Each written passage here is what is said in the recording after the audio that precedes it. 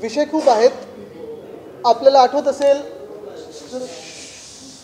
मागच्या वेळी आणि साधारण गेले 3-4 वेळी जेव्हा आपली चर्चा झाली आणि आपल्या माध्यमातून जनतेशी बोलत असताना एक महत्त्वाचा विषय जो मुंबईतला आम्ही घोटाळा लोकांसमोर आणला तो म्हणजे रस्त्यांचा घोटाळा होता. Mega tenders. त्याच्यात 3-4 गोष्टी प्रामुख्याने तुमच्यासमोर आणत होतो आम्ही. एक तर स्केल, की एवढे सगळे मोठे रस्ते 400 किलोमीटरचे रस्ते हे शक्य आहेत का. दुसरं म्हणजे स्कॅम. ह्याच्यात मी सतत सांगत होतो की साधारणपणे 48%हून जास्ती या एस्केलेटेड प्राईसला कॉन्ट्रॅक्टर्सना काम देण्यात येत होतं. आणि तिसरं म्हणजे कार्टलायझेशनची शक्यता आहे, कारण 5 कॉन्ट्रॅक्टर्सना बरोबर 5 कामं मिळालेली आहेत, म्हणजे एक काम प्रत्येकाला मिळालेलं आहे. आपल्याला आठवत असेल जो मोठा कार्यक्रम झाला BKCमध्ये, त्याच्या आदल्या रात्री साधारण 10:30 वाजताच्या आसपास BMCने एक पत्रक काढलं. कुठेही ते जास्ती छापलं गेलं नाही, कारण 10:30 नंतर ते पत्रक आलेलं. दुसऱ्या दिवशी मोठा कार्यक्रम होता, ॲड सगळीकडे आल्या, मोठे मोठे बातम्या आल्या. पण हे पत्रक फार महत्त्वाचं आहे. त्या स्पष्टीकरणात BMCने उत्तर दिलं की 2दा निगोसिएशनला बोलवलं, म्हणजे एकदा 2दा मला वाटतं त्यांनी बोलवलं. हे त्यांनी एकदा की 2दा सांगितलं नाही, पण निगोसिएशनला बोलवलं, त्याच्यात आलं नाही. सगळ्यात महत्त्वाची गोष्ट BMCने त्या पत्रकात सांगितली आहे की कॉन्ट्रॅक्टर्सना युनिलॅटरली ॲट पार कामं दिली गेली आहेत. ॲट पार म्हणजे साधारणपणे सरासरी जो एस्टिमेट प्राईस BMCने SOR वाढवल्यानंतर काढलेली त्याच किमतीला कॉन्ट्रॅक्टर्सना निगोसिएशन न करता, टेंडर प्रोसेस न मानता, न जुमानता कामं दिली गेली. ह्याचा अर्थ काय होतो? पहिला अर्थ म्हणजे आम्ही जे सतत प्रश्न विचारत होतो ते योग्य प्रश्न होते. त्याच्यात कुठे ना कुठेतरी घोळ आहे, गैरवर्तन आहे, घोटाळा आहे, फिस्कल मिसमॅनेजमेंट आहे, पैशाची मिसमॅनेजमेंट आहे. आणि आपण घेतलेल्या प्रश्नांमुळे साधारणपणे 450 कोटी मुंबईचे आपण वाचवले, कारण त्यांनी ॲट पार ही कामं दिली. पण ह्याचा दुसरा अर्थ हा पण लागतो की ॲट पार कामं दिली म्हणजे ज्या किमती BMCने ठरवले त्या किमतीला दिली, पण त्याच्याचबरोबर युनिलॅटरली दिली, म्हणजे कुठेही चर्चा न करता दिली, निगोसिएशन न करता दिली. म्हणजे ह्याच्यात झालं आहे काय? सोप्या भाषेत BMCने किंमत ठरवली, BMCने कॉन्ट्रॅक्टर आर्बिटरीली ठरवले आणि त्यांना कामं देऊन ठेवली. कुठेही मार्केट टेस्ट केलं नाही, कुठेही अजून कोणी बिडर्स येतात की नाही हे ठरवलं नाही. आणि म्हणून मी पुन्हा एकदा विचारतोय BMCला की हा घोटाळा तर नाही आहे ना. पुन्हा एकदा BMCला विचारतोय मी की ह्याच्यात कुठेतरी गडबड तर होत नाही, घाई गडबड होत नाही ना, कारण एवढं सगळं मोठं काम घेतलेलं आहे, अजून मला कुठेही कामं नवीन सुरू झालेली दिसत नाही. तुम्हाला दिसतात का? मी तुम्हाला विचारतो. कॉन्क्रिटीकरणची कामं एक तर शक्य एवढी असतात का? गरज असते का? आणि ही कामं सुरू झाली आहेत का? आणि तिसरी गोष्ट म्हणजे हे जर तुम्हीच किंमत ठरवली असेल, SOR तुम्हीच वाढवलं असेल आणि मार्केट न टेस्ट करता, निगोसिएशन न करता, टेंडर प्रोसेस न फॉलो करता आता तुम्ही युनिलॅटरली कामं दिली, म्हणजे तुम्ही टेंडर्सला तुम्ही अनादर करून तशी कामं दिलीत. कुठेतरी हे कार्टलायझेशन नाही आहे ना. आणि म्हणून मी आज आपल्या माध्यमातून सांगतोय की ज्या मिनिटाला BMCच्या निवडणुका होतील तेव्हा शिवसेनेचे जेव्हा सरकार येईल आणि राज्यात पण सरकार येईल, ह्या पूर्ण घोटाळ्याची आम्ही सखोल चौकशी करू आणि जे ह्याच्यात कुठेही कोणाला फायदा झाला असेल त्याच्यावर योग्य ती कारवाई करू. हे आज मी तुमच्या माध्यमातून सांगतोय. हा झाला BMCचा विषय. आणि ह्याच्यावर मी पुढे जे काही योग्य ती कायदेशीर कारवाई आहे त्याच्या पाठी लागणार आहे आम्ही. दुसरा महत्त्वाचा विषय तो जो मला आपण साधारण मागच्या आठवड्यात विचारत होतात तो म्हणजे डॅव्हॉसचा. आता डॅव्हॉसबद्दल मला माहीत नाही आपण किती लोकांनी ऐकलं असेल. आज एक लेख पण वाचला मी की अमुक मोठी फिगर दिली आहे, 1.5 लाख कोटी आणि असं आणि तसं, जणू काय आत्ताच सगळी ही इन्व्हेस्टमेंट ह्या गेल्या 3-4 दिवसात आलेली आहे. पण थोडं खोल अभ्यास केला आपण, थोडं ट्वीट्स बघितले, थोडं त्यांच्या जे काही कामाची पद्धत आहे तिथे, कारण डॅव्हॉसला मागच्या वर्षी मी देखील गेलो, देसाई साहेब देखील होते, आम्ही सगळेच, नितीन राऊत साहेब होते, आम्ही पण तिथे जाऊन आलो आणि तिथे आम्ही कामं नीट महाराष्ट्रासाठी जी करायची असतात, तिथे जाऊन काँग्रेसमध्ये ते बोलायचं असतं, वेगळ्या MOU साईन करायचे असतात, हे आम्ही पण केलेलं आहे. आता जर आपण ह्या डॅव्हॉसच्या ट्रिपची थोडा चांगला अभ्यास केला डॅव्हॉसच्या ट्रिपबद्दल, तर असं कळून येतं की महाराष्ट्र सरकारच्या जो काही तिथे एक पवेलियन होतं किंवा महाराष्ट्र सरकारचा जो अधिकृत कार्यक्रम होता तो एकंदर 4 दिवसाचा असेल असं आम्हाला वाटतं, कारण 16 ते 20 असा कार्यक्रम ठरला होता. आता ह्याच्यावर अंदाजे खर्च जो आम्हाला कळत आहे आणि तो अजून वाढण्याची शक्यता आहे तो साधारणपणे 35 ते 40 कोटीच्या घरात आहे. म्हणजे 4 दिवसासाठी 40 कोटी जर आपण पकडले सरासरी, अजूनही काही कदाचित नवीन खर्च येऊ शकतो, कारण अजून तिथे मित्रपरिवार गेलेला त्यांचा, काही वेगळ्या गाड्या वापरल्या गेल्या वगैरे, त्या खोलात मला जायचं नाही. पण हे सगळं होत असताना जर 35 ते 40 कोटी पर साधारण 4 दिवसावर खर्च येत असेल तर पर डे खर्च जर आपण मोजला तर साधारण 7.5 कोटी ते 10 कोटी पर डे खर्च असं मोजायला हरकत नाही. म्हणजे तुम्ही विचार करा, 10 कोटी प्रत्येक दिवसाला त्यांनी तिथे खर्च केलेला आहे. ठीक आहे, मोठं पॅव्हिलियन घेतलं असेल, जे काही त्यांना खर्च, आता काय की सरकारमध्ये खर्च दाखवायचा कसा हे योग्य रीतीने त्यांना माहिती असतं. पण हे जरी झालं तरी अजून एक महत्त्वाची गोष्ट म्हणजे ह्या डॅव्होसला जाताना जे घटनाबाह्य मुख्यमंत्री आहेत त्यांनी चार्टर विमानाचा वापर केला. साधारणपणे 2 ते 2.5 कोटी ह्याच्यावर खर्च झाला असेल. हा देखील खर्च राज्यावर चाललेला आहे. मग तो MIDCतून दाखवतील की उद्योग खात्यातून दाखवतील मला माहीत नाही, ते दाखवणार खर्च. पण मुद्दा असा येतो, माझा आक्षेप ह्या चार्टर विमानाला नाही आहे, मुळीच नाही आहे. ठीक आहे, मुख्यमंत्री चालले आहेत, काही महत्त्वाच्या बैठका असतात, जाऊ शकतात, वेळेत जायचं असेल, डेलिगेशन घेऊन जायचं असेल, तो खर्च योग्य असेल. पण तुम्ही मला सांगा, जेव्हा तुम्ही कमर्शियल विमान सोडून देता आणि चार्टरचं विमान घेता, तुम्ही ते चार्टर प्लेन वेळेवर पोचायला घेता की उशिरा पोचायला घेता? कारण 16 तारीख जो पहिला दिवस होता, ज्या दिवशी अनेक बैठका होत्या, ते काही इंडस्ट्रीज त्यांना भेटणार होते, त्यांचे मला पण मेसेज आले की अरे आज मुख्यमंत्री आलेच नाहीत. थोडी माहिती घेतल्यानंतर असं कळलं की मुख्यमंत्री साधारण दुपारी 3-3:15 वाजता झ्युरिकला पोचले आणि त्यानंतर 4:30-5 वाजता 16 तारखेला पोचले डॅव्हॉसमध्ये. डॅव्हॉसचा पहिला दिवस 16 तारीख होता आणि मला आठवतं की मागच्या वर्षी इथे माझ्याकडे आमचं हे पण शेड्यूल आहे, 22 मे 2022ला पहिला दिवस होता आणि आम्ही उद्घाटन आमच्या पॅव्हिलियनचं सकाळी 8:30 वाजता केलेलं. हे घटनाबाह्य मुख्यमंत्री जेव्हा गेले तेव्हा उद्घाटन पहिल्या दिवशी संध्याकाळी 6:30-7ला केलेलं आहे. म्हणजे तुम्ही विचार करा, 40 कोटीचा खर्च, जायला चार्टर विमान, म्हणजे तुम्ही वेळेवर पोचाल ह्याच्यासाठी, आणि एवढं सगळं करून ज्या दिवशी ज्या बैठका महत्त्वाच्या असतात त्या सोडून संध्याकाळी जेव्हा डॅव्हॉस साधारणपणे शांत होतं, कारण बिझनेस डे हा सकाळी 7:30 ते संध्याकाळी 7पर्यंत चालतो, पोचल्यानंतर 1-2 बैठका झाल्या असतील, पण आधीच्या ज्या बैठका होत्या त्या रद्द झालेल्या आहेत आणि म्हणून मुख्यमंत्र्यांचं शेड्यूल किंवा बैठकांचं कुठेही आम्हाला दिसलेलं नाही. तुम्ही त्यांचं CMOचं हँडल बघा, उद्योग मंत्र्यांचे ट्विट्स बघा, MIDCने तर एकसुद्धा ट्विट केलंच नाही. म्हणजे MIDCचे CEO हे तिथे गेले होते की नव्हते इथपासून सुरुवात होते, कारण आम्हाला कळतं गेले होते, पण एकसुद्धा ट्विटरच्या फोटोमध्ये नाही, एकसुद्धा फोटोमध्ये. प्रकार नक्की काय? डेलिगेशनमध्ये कोण कोण होतं? अधिकृतरित्या कोण होतं? अनधिकृतरित्या कोण होतं? मित्रपरिवार सोबत गेलेले का? मग ते कुठे राहिलेले? त्याचा खर्च कोणी केलेला? गाड्यांचा खर्च कोणी केलेला? हे सगळं लोकांसमोर येणं गरजेचं आहे. पण जसं मी सांगितलं, 4 दिवस साधारणपणे 35 ते 40 कोटीच्या आत खर्च झाला.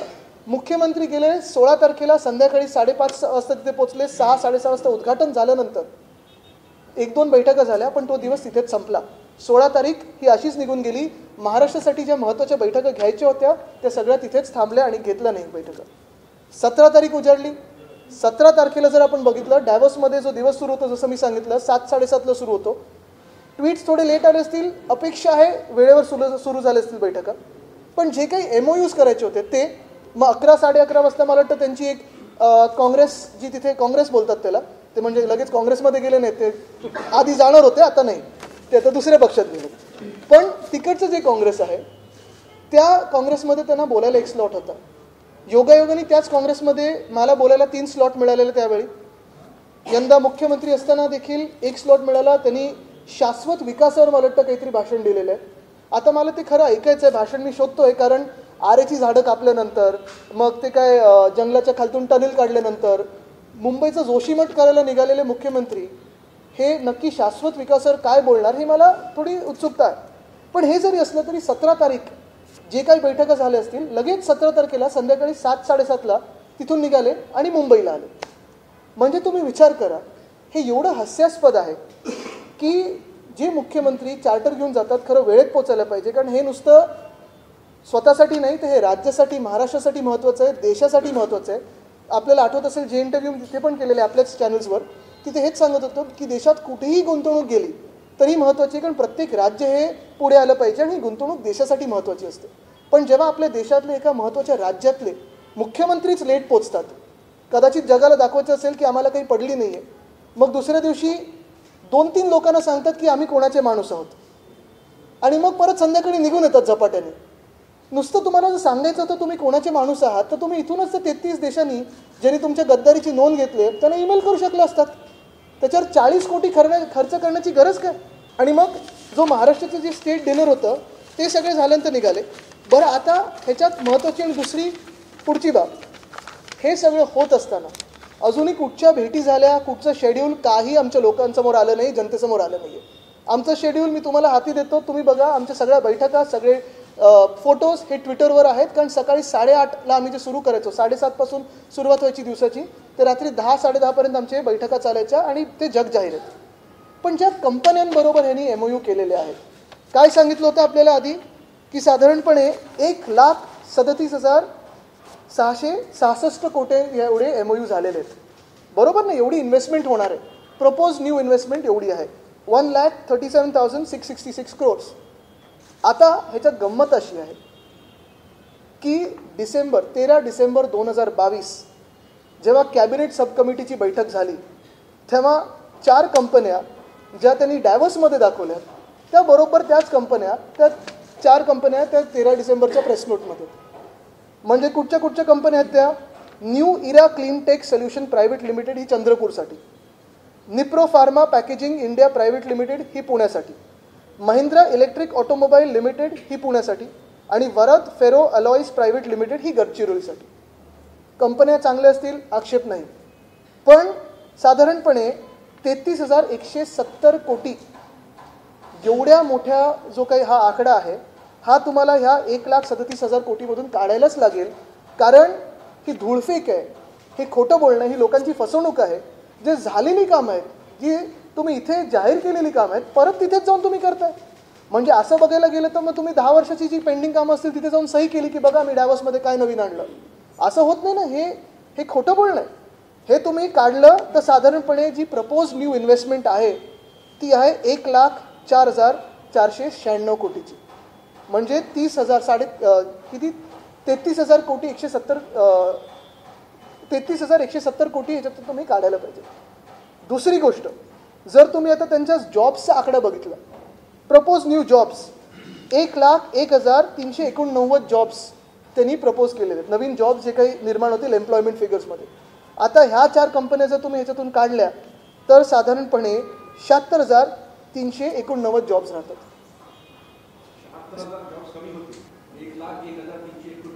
त्याच्यातून मी जे वजा केले तुम्हाला दाखवतो, तुम्हाला कॅल्क्युलेशन पण देतो. माझ्याकडे कॅल्क्युलेशन आहे पूर्ण. साधारणपणे 25,000 जॉब्स तुम्हाला कमी करायला लागतील, 76,000 जॉब्स राहतील.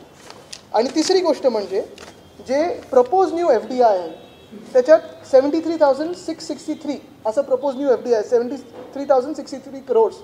त्याच्यातून आपण जर कमी केले तर 71,663 crores राहतात.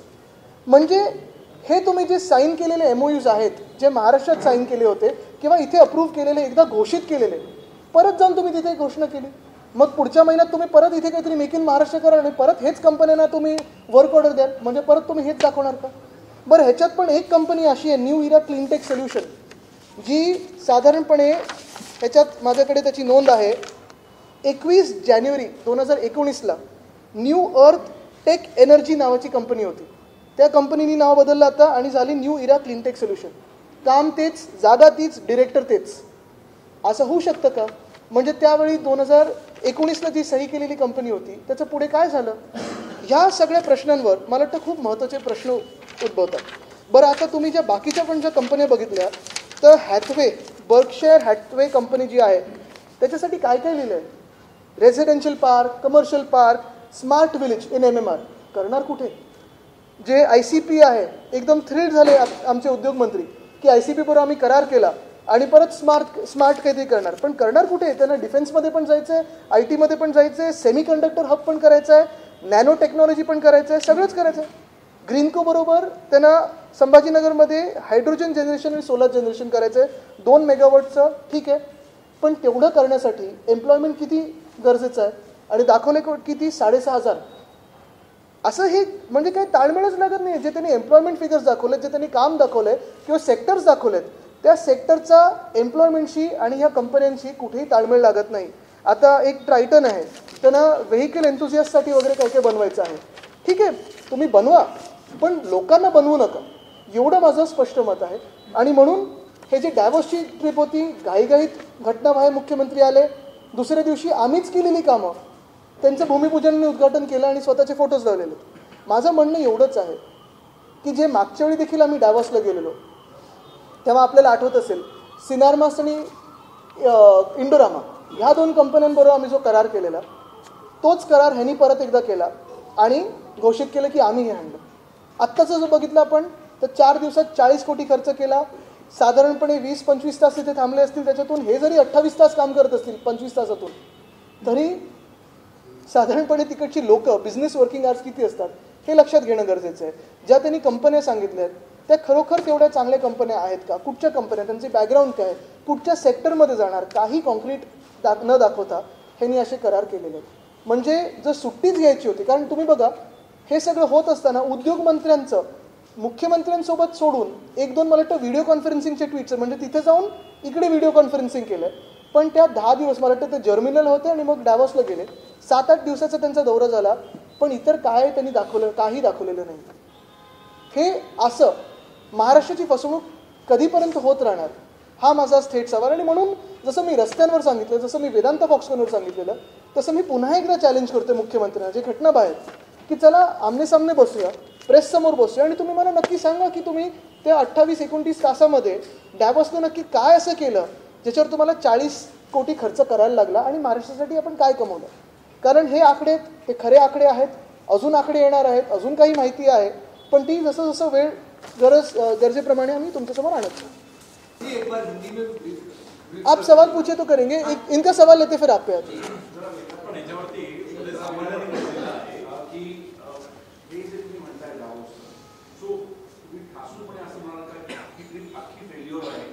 आता ह्याच्यात महत्त्वाची गोष्ट हीच राहणार आहे की 40 कोटी खर्च 28 तासासाठी योग्य आहे का. दुसरं चार्टर प्लेन वगैरे ठीक आहे, तो त्यांचा विषय झाला, पण लेट पोचणं किती उचित आहे, कारण हे जागतिक दर्जेचा एक कार्यक्रम होता. आपण काय नक्की ग्लोबल इन्व्हेस्टर्सना मेसेज देतोय. तिसरी गोष्ट म्हणजे जे त्यांनी आकडे दाखवलेले आहेत जॉब्सचे असतील किंवा इन्व्हेस्टमेंटचे असतील किंवा FDIचे असतील, त्या आकड्यातून ज्या आधीच्या डिसेंबरच्या ज्या गोष्टी आहेत त्या कमी करायला पाहिजेत आणि मग प्रश्न विचारायला पाहिजे जे आता उरतात कंपन्या त्या नक्की कुठे आणि कुठच्या सेक्टरमध्ये एम्प्लॉयमेंट जनरेट करणार हे त्यांनी दाखवलं.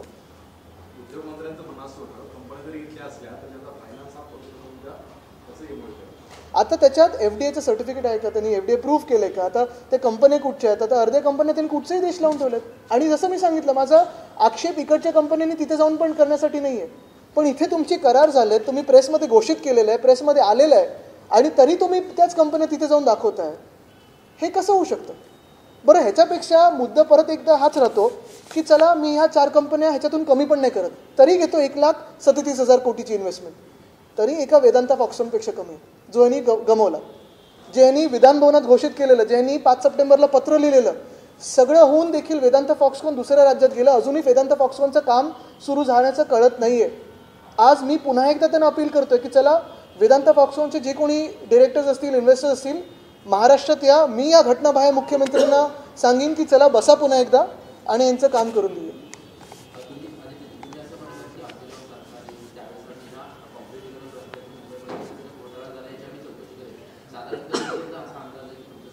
आता अंदाज तुम्ही निवडणूक कधी लागेल ह्याच्यावर लावा. कायदेशीर आता ते योग्य ती पुढचे पावलं उचलू.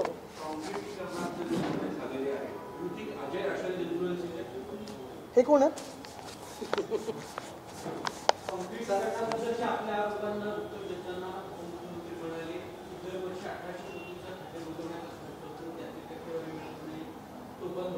कोण म्हणाले? आता हे टक्केवारीचं कॅल्क्युलेशन त्यांना जास्ती माहिती असेल, पण मुंबईचं मला जास्ती माहिती आहे. मुंबईला काय लागतं टक्केवारी त्यांच्याकडे असेल, मुंबई मला माहिती आहे. आणि मुंबईत तुम्ही एवढी कामं मी तुम्हाला चॅलेंज करतो, कारण मुख्यमंत्र्यांचंच उत्तर आहे हाऊसमध्ये की ही जी कामं मार्च 2022 घेतलेली आहेत ती कामं पूर्ण करायलाच पावसाळा सोडून 24 ते 36 महिने लागणार आहेत. मग ही कामं तुम्ही सुरू कधी करणार, संपवणार कधी? आता जानेवारी संपून गेलेलं आहे. आणि परत महत्त्वाचा मुद्दा हाच राहतो की लोकप्रतिनिधी नसताना ही कामं घेणं कितपत योग्य आहे. आदित्य, हिंदी में एक बार ब्रीफ कर दीजिए. दाऊद दौरे को लेकर सवाल उठाने आप किस वजह से, क्या कोई कमी रह गई या जो जिस तरह से सत्ता पक्ष दावे कर रहा है उसमें किसी प्रकार की गड़बड़ी है? जो आंकड़े दिए जा रहे हैं, जो जॉब की बात कही जा रही है, जिस तरह की इन्वेस्टमेंट की बात बताई जा रही है, उसमें क्या कमी है? क्योंकि मुख्यमंत्री जी प्रधानमंत्री नरेंद्र मोदी का नाम लेकर कह रहे हैं कि उनके नाम के दम पर हजारों करोड़ रुपए का इन्वेस्टमेंट महाराष्ट्र को मिला है. आपने एक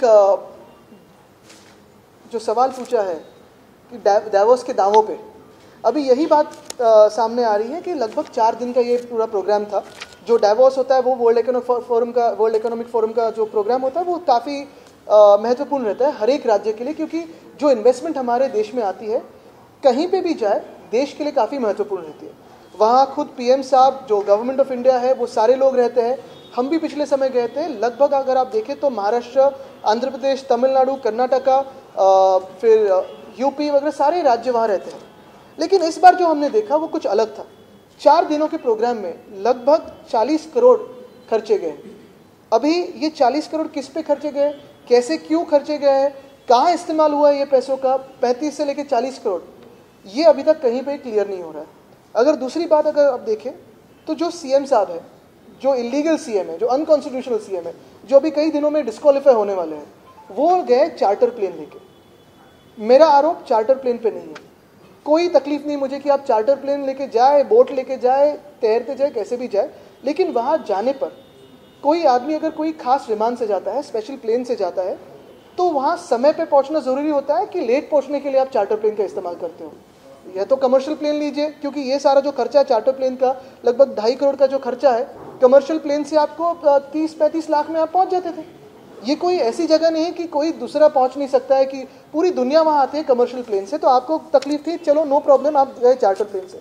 लेकिन उसके बाद 16 तारीख को शाम को पहुँचे मुख्यमंत्री साहब, शाम को कोई 1-2 मीटिंग्स करें और उसके बाद अगर आप देखें तो 17 तारीख को शाम को निकल आए।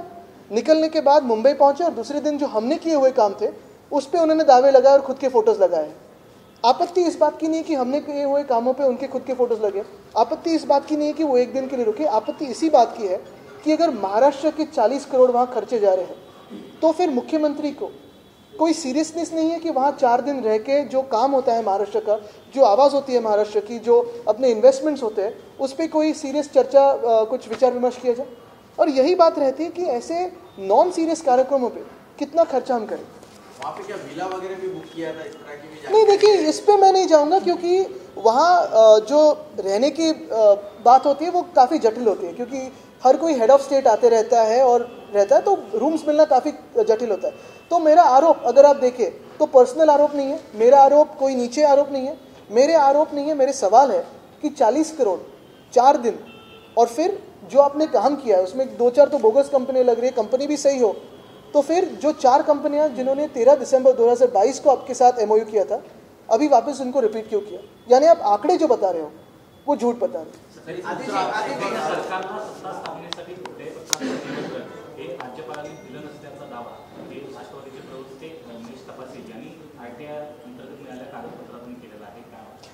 मला वाटतं त्याच्यावर मी लवकरच बोलीन, पण आज हे 2 महत्त्वाचे विषय राहतील, कारण नाही तर विषय राजकारणाकडे जाईल। आपण बघत असाल की ज्या आम्ही विषयांना हात घालतोय कुठेही राजकारण मी आणलेलं नाही आहे। राज्यपालांवर बोलणारच आहोत कारण ते महाराष्ट्र द्वेष्टे आहेत। मला वाटतं त्यांनी आता काल निघून जायचं स्वतःहून एक विनंती स्वतः प्रधानमंत्री महोदयांना केलेली आहे। पण महत्त्वाची गोष्ट हीच राहते की हे जे डायव्होर्सचं प्रकरण आहे हे कुठेही राजकीय नाही आहे। बघा, मी अजूनही कुठच्या पक्षाचं नाव घेतलेलं नाही आहे, कुठेही पर्सनल आरोप केलेला नाही आहे, पण एवढंच महत्त्वाचं आहे की माझ्या राज्याचे जर 35 ते 40 कोटी 4 दिवसावर खर्च होत असतील, त्याचा मग आउटपुट काय त्या कार्यक्रमाचं? एक सवाल और है, राज्यपाल ने खुद को मुक्त करने की, मतलब महाराष्ट्र से बतौर राज्यपाल अपनी विदाई चाहते हैं, ऐसा उन्होंने इच्छा व्यक्त की है, उस पर आपका क्या कहना है? दूसरा, कल बाला साहेब के तैलचित्र का अनावरण था, आपके परिवार की तरफ से कोई पहुंचा नहीं, उसको लेकर हर पक्ष के अपना अपना कहना है, आपका क्या कहना है? आपके परिवार की तरफ से क्या बयान है? मैं यही कहूँगा कि जो मेरे दादाजी मुझसे अपेक्षित करते रहेंगे आज भी कि महाराष्ट्र के सवाल उठाए, तो वही मैं आज करूँगा। आज किसी दूसरे विषय को हाथ नहीं लगाऊंगा, यही बात करूँगा जो रास्ते की है और जो डायव्होर्स की है। सर, देवेंद्र फडणवीस महाविकास आघाडीच्या सरकारमध्ये संजय पांडे यांना देवेंद्र फडणवीस यांना अटक करण्याचं टार्गेट दिलं होतं, अशा पद्धतीचं हे मी तर पहिले आपल्याकडून ऐकतो, पण तरी महत्त्वाचा विषय हाच आहे कि रास्ता डायवोर्स कडे जातो आणि त्याच्यावरच बोलणार आहे। मुंबई के रास्तों की बात की आदित्य कोणी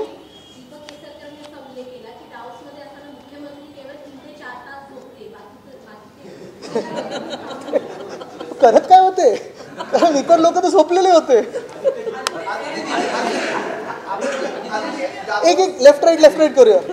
डावोस हमेशा इंटरनेशनल प्लेटफॉर्म होता है, यानी कि आपके कहने मतलब कि डावोस को इम्पोर्टेंस ना देकर मुंबई मेट्रो प्रोजेक्ट को इनॉग्रेशंस दिए महाराष्ट्र के सीएम ने, सारे डावोस का प्रोग्राम शेड्यूल तो छोड़ के यहाँ पे सिर्फ इनॉग्रेशन किया है. मुझे लगता है दोनों को उन्होंने जस्टिस नहीं दिया, क्योंकि अगर आप देखें तो पहली बात यही रहती है कि डावोस में इंडियन प्रेजेंस काफ़ी बड़ा था, पिछले साल भी बड़ा था, इस साल भी बड़ा था, और मैं यही कहते आ रहा हूँ कि हर एक राज्य ने उधर जाना चाहिए, उधर अपने पवेलियन लगाने चाहिए. अगर मैं देखूं तो तेलंगाना का काफ़ी बड़ा पवेलियन रहता है, आंध्र का रहता है, तमिलनाडु का इस बार काफ़ी बड़ा था, महाराष्ट्र ने अच्छी कामगिरी पिछले समय भी की थी, इस बार पवेलियन काफ़ी बड़ा था, लेकिन काम कितना हुआ है मुझे पता नहीं, क्योंकि जो आंकड़े हैं वो ये सरासर बताते हैं कि ये साफ झूठ है. दूसरी बात यही रहती है कि जो अगले दिन उन्होंने आके जो भी कुछ क्लेम किया है, रास्तों का घोटाला तो मैंने लोगों सामने लाया है. दूसरी बात जो उन्होंने करी है एसटीपी की, टेंडर्स कब थे, वर्क ऑर्डर्स कब दी गई, भूमि पूजन कब हो रहा है, 6 महीने के बाद, यही उनका सीरियसनेस है. ये सारी बातें लोगों के सामने हैं, लोगों के बीच में है, लोगों को पता है कि झूठ बोलने में ये लोग माहिर हैं. इसी क्वेश्चन से रिलेटेड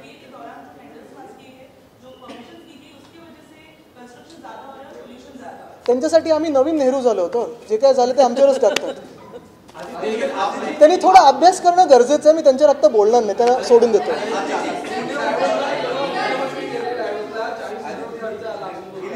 यापूर्वी आपण देखील गेला होता, तेव्हा नेमका किती खर्च आला होता, आणि आपण जर या मुख्यमंत्र्यांना कोणते इनपुट भेटत नसतील तर आपण गेलेला तेव्हा कोणकोणते इनपुट होते, कोणकोणते प्रकल्प आले. आता मी तुम्हाला सांगतो, तुम्ही प्रश्न चांगला विचारलाय, मागच्या वेळेसारखा कंटाळणार नसेल तर विचारतो. आता खर्च तुम्ही शोधा, कारण आम्हाला माहीत नाही, पण मी जे विचारलंय की 10 कोटी पर डे जर खर्च येत असेल तर एका व्यक्तीने तिथे नुसतं 28 तास थांबणं हे योग्य आहे का? मग तुम्ही तेवढंच वेळ का नाही केलं, 2च दिवस का नाही पवेलियन रेंट केलं, की 2च दिवस जे काही काम करायचं होतं ते का नाही केलं? 20 कोटीत झालं असतं. चार्टर घेऊन तुम्ही उशिरा पोहोचलात, आम्ही चार्टर घेऊन नव्हतो गेलो, आम्ही रेग्युलर विमानाने गेलेलो. तिसरी गोष्ट म्हणजे जर आपण बघितलं तर पहिल्या दिवशी आमची मीटिंग सकाळी 10 वाजता सुरू झाली, 8-8:30 वाजता आमचं पवेलियन उद्घाटन झालं आपलं महाराष्ट्राचं. पहिली मीटिंग होती संटुरी मीटिंग, संटुरी ग्लोबल बरोबर. दुसरी होती MOU signing with global plastic action partnership. तिसरी मीटिंग होती आंध्र प्रदेशचे मुख्यमंत्री महोदयांबरोबर. चौथी होती UPL बरोबर. 5वी होती ग्रीनको. 6वी होती meeting with UAE minister for environment and climate change Mrs Mariam Mohammed Saeed Al Mheiri. मग जेमिनाय कॉर्पोरेशन बरोबर मीटिंग झाली, BCG बरोबर मीटिंग झाली, HCL बरोबर मीटिंग झाली. मेटाचं रिसेप्शन होतं, जिथे मी त्यांना दाखवलं, निक क्लेग जे ब्रिटनचे डेप्युटी पंतप्रधान राहिलेले आहेत 2010 ते 15च्या मध्ये, त्यांना मी तिथे दाखवलं की आपण मुंबईमध्ये BMCच्या मार्फत गेल्या जानेवारीमध्ये व्हॉट्सॲपवर चॅटबॉटवर BMCच्या 80 सर्व्हिसेस कशा आणल्या, ते पण बघून थक्क होते की हे व्हॉट्सॲप आणि मेटाच्या मार्फत इथे काम चांगलं चालू आहे. आता मला वाटतं ते बंद झालं असेल. मग वेलकम रिसेप्शन होतं, क्लॉस शॉप जे तिकडचे CEO आहेत आणि त्यांच्यासोबत बाकीचा मॅनेजिंग बोर्ड होता. दुसऱ्या दिवशी माझी मीटिंग ऑलिव्हियर शॉपबरोबर होती, जे त्यांचे पुढचे हे आहेत. मग रियूज इम्पेरेटिव्हवर चर्चा होती, नायजेल टॉपिंग बरोबर मीटिंग होती, मिनिस्टर ऑफ एन्व्हायरमेंट नेदरलँड्स बरोबर बायलॅटरल झाली. मग फोरम इनिशिएटिव्ह ब्रीफिंग होतं ग्लोबल प्लॅस्टिक अलायन्सवर, जिथे मी काँग्रेस सेंटरमध्ये दुसऱ्यांदा भाषण दिलं. वॉयजर स्पेसबरोबर मीटिंग झाली, मीटिंग विथ KTR म्हणजे जे तेलंगणाचे आहेत त्यांच्याबरोबर मीटिंग झाली. MOU सायनिंगसाठी आम्ही 2 तास काढून ठेवले, त्याच्यात अनेक MOU साईन झाले. मग युनिलिव्हर बरोबर झाली, एम्ब्रेसिंग क्लायमेट ॲक्शन, त्याच्यात मी परत तिसऱ्यांदा बोललो. लुलू ग्रुप बरोबर मला वाटतं मीटिंग झाली. तिसऱ्या दिवशी आर्सेलर मित्तल बरोबर झाली, DP वर्ल्ड बरोबर झाली, लंच विथ गुगल तिथे झालं. त्याच्यानंतर CPP इन्व्हेस्टमेंट मीटिंग झाली. मग मॅक्स ग्रुप बरोबर जे शिपिंगमध्ये मोठे आहेत त्यांच्याबरोबर झाली. अमराजा बरोबर झाली, बैजूस बरोबर झाली, महाराष्ट्र प्रेस ब्रीफिंग होतं. आणि मग परत रोष बरोबर झाली आणि अजून 1-2 त्याच्यानंतर बैठका झाल्या. हेच महत्त्वाचं आहे की हे जसं मी शेड्यूल दाखवू शकतो 3 दिवसाचं आमचं, तसं हे दाखवू शकतात. आणि किती मीटिंग झाल्या. सॉरी 1 मिनटं, मला आठवतं अक्षरशः हे आठवतं मला की देसाई साहेब असतील, नितीन राऊत साहेब असतील, मी असेल किंवा आमची टीम पूर्ण सकाळी 6 वाजल्यापासून आम्ही तयारीला लागायचो. 8 वाजता पहिली मीटिंग झाल्यानंतर रात्री मीटिंग झाल्यानंतर पुन्हा एकदा सगळी टीम बसायची आणि आज काय काय झालं, दुसऱ्या दिवशी कोणाबरोबर कोणी काय बोलायचं, कोण कुठे बसायला पाहिजे, देसाई साहेबांच्या मीटिंग्स कुठच्या आहेत, माझ्या कुठच्या आहेत, नितीन राऊत साहेबांचे कुठच्या आहेत, ह्या सगळ्याची चर्चा व्हायची आणि मगच दिवस आमचा संपायचा. घाई गडबडीत हे झालं नाही, कारण डॅबॉस हे केवढं मोठं प्लॅटफॉर्म आहे मला माहिती आहे. तिथे गेल्यानंतर दिसतं, कारण काय झालं आहे अनेक वेगळ्या गोष्टी तिथे, म्हणजे उद्योगमंत्र्यांना वेगळीच गाडी पाहिजे वगैरे, ह्या गोष्टीत आम्ही गेलोच नाही. तिथे जर तुम्ही त्या रस्त्यावर चाललात डॅबॉसच्या, तर मोठ्या उद्योजकांना किंवा मोठ्या राज्यकर्त्यांना तुम्ही चालता भेटू शकता. हे असं झालं का? म्हणजे तुम्ही 2 दिवस तरी 48 तास तरी नीट ह्या डॅबॉसला द्यायला पाहिजे होते. अनेक वेगळ्या राज्यांचे मुख्यमंत्री भेटतात, केंद्रीय मंत्री भेटतात, त्यांच्याबरोबर वेगळ्या एका वातावरणात चर्चा होते. इथे वातावरण राजकीय असतं, तिथे एक वेगळ्या वातावरणात चर्चा होते. जसं मागच्या वेळी मला आठवतं पियुष गोयलजी होते, त्यांच्याबरोबर आमची चर्चा झाली की महाराष्ट्र किती इन्व्हेस्टमेंट आणतोय. आम्ही तेलंगणाच्या पॅव्हिलियनमध्ये गेलो की कुठचं काय तिथे इन्व्हेस्टमेंट येतं, इथे काय आली पाहिजे, ह्या सगळ्या गोष्टी आम्ही चर्चा करू शकलो.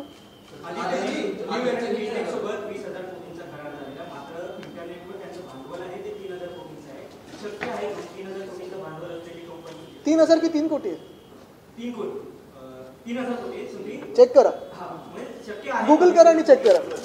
पण एकच आहे माझा प्रश्न, परत त्यांच्यावर माझा आरोप नाही, त्यांच्यावर मी कुठचंही हे नाही करत आहे हेतुवाक्य नाही, पण एकच माझं महत्त्वाचं गोष्ट आहे की ज्या कंपनीनी 2019मध्ये 21 जानेवारी 2019मध्ये वेगळ्या नावाखालती 14,500 कोटीचं जर MOU केलं असेल, तीच कंपनी त्याच जागी तेच टेक्नॉलॉजी घेऊन परत 20,000 कोटीची का करते?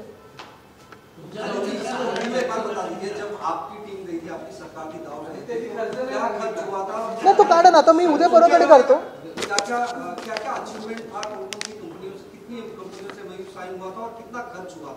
खर्च अगर आप देखें तो मैं भी कल उसको जाहिर करूंगा, मुझे भी RTI डालना पड़ेगा. लेकिन यही है कि इतना तो शायद ही नहीं हुआ क्योंकि इतना हमने कुछ लैविश किया नहीं. यही बात रहती है कि खर्चा जो भी हो, और मैं पहली बात से यही बात कर रहा हूँ, पहले शब्द से, कि खर्चा उस पर कोई आपत्ति नहीं है. मेरी आपत्ति इसी बात पे है कि इतना खर्चा हो के, क्योंकि इस बार बड़ा शानदार पवेलियन था, अच्छी बात है, वहाँ रशियन कुछ कल पिछले समय हाउस था, इसलिए बार महाराष्ट्र इस बार हाउस था, कोई आपत्ति नहीं. लेकिन जाने के बाद उस पवेलियन का इस्तेमाल क्यों किया, कैसे किया, कब तक किया, कितने घंटों के लिए किया, उससे आउटपुट क्या है? जैसे मैंने अभी मेरा आउटपुट बताया हमारी मीटिंग्स का, वो आउटपुट बता सकते हैं क्या? जो उनका आउटपुट है उनकी तो पूरी एनालिसिस हमने अभी करी है. 4 कंपनियां तो इधर की जो इधर साइन हुई थी वो रिपीट उधर की आहे उन्होंने. तो जसं मी सांगितलं की खर्च किती असला, पहिल्या दिवसापासून मी हे बोलतोय की खर्चापेक्षा महत्त्वाचं आहे, कारण मोठं पॅव्हिलियन वगैरे असेल, पण खर्च दाखवणार कसं? एक कारण तुम्ही तिथे 28 तासच होतात, हे काल उद्योगमंत्री स्वतः बोललेत, मुख्यमंत्री 28 तास होते. मग 28 तासात किती बैठका झाल्या, त्या 40 कोटीचा वापर कसा झाला, ह्याच्यावर माझा आक्षेप आहे. दिल्लीला गेले आहेत आणि म्हटलं जातं की जे प्रलंबित विषय महाराष्ट्र, ते स्वतःसाठी गेलं, ते प्रलंबित विषय वगैरे नाही, कॅबिनेटचा विस्तार होणार नाही, ते स्वतःसाठीच जातात. पुणे उपचुनाव लढेगी क्या सर शिवसेना? पुणे उपचुनाव आज तो यही विषय, पुणे डाइवर्स में कहाँ आता है? पुणे डाइवर्स मैं तो हर हफ्ते आता हूँ, आप पहली बार देखिए.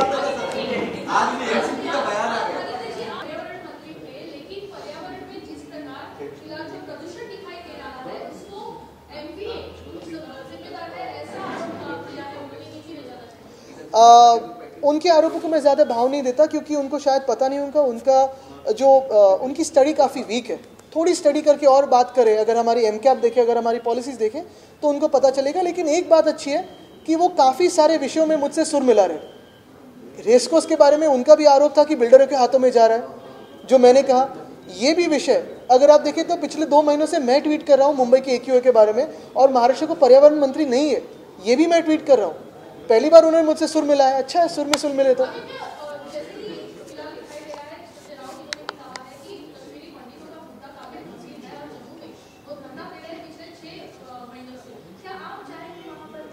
हम यही सोच रहे हैं, उनसे भी बात हो रही है. लेकिन एक बात महत्वपूर्ण यह है कि अगर आप देखें तो महाराष्ट्र के कई इलाकों में अब भी कुछ यात्राएं निकल रही है, कुछ जागरण यात्रा वगैरह ऐसे कुछ निकल रही है. लेकिन ये सरकार किसकी है? ये खुद को तो हिंदुत्ववादी कहते हैं. अगर हमारे टाइम में सेफ थे तो अभी अनसेफ कैसे हुए?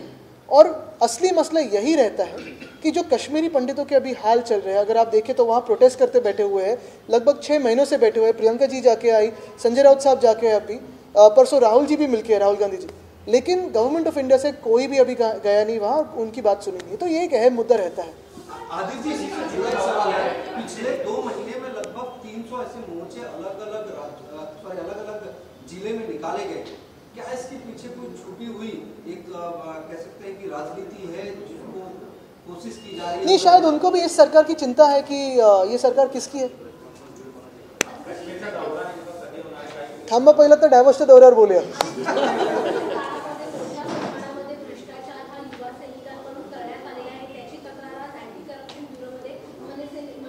मला वाटतं ज्या व्यक्तींनी एका महिला पोलीस अधिकाऱ्याला ढकलून पळाले त्यांनी काही बोलण्याची गरज नाही, त्यांच्यावर मी बोलू पण इच्छित नाही.